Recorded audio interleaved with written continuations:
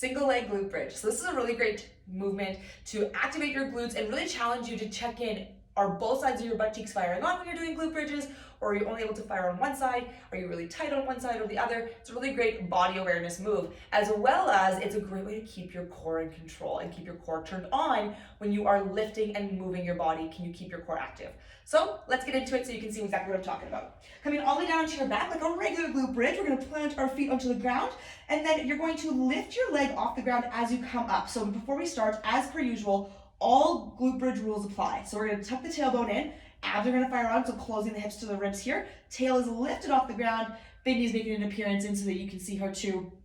And then you're going to lift, right? So this is a standard glute bridge, and I always make sure that in Intentional Wellness Company, we are doing the toes up version. It's gonna make your glutes fire on more, it's gonna make your hamstrings work a little bit harder, and it's gonna make it so that you can get the most bang for your buck out of this move. So that is the traditional glute bridge. Now to do the single leg, it's the exact same thing where your core stays connected, your tailbone stays off the ground, but now I recommend pushing into your elbows for stability and bring your knee up as you come up.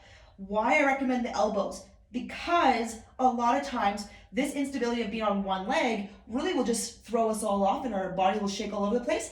With the elbows or the hands on the ground, it just gives you that little bit extra sense of security as you lift and come back down. Now, something to pay attention to while you're doing the single leg glute bridge is, are your hips dropping out? So when you come up, what commonly happens is your elevated leg, this hip rotates open. So you want to check in and pay attention. Where are your knees and toes pointing? Are they pointing up to the sky or are they pointing up to the wall? And then you're going to feel this single side of your glute fire on and come back down.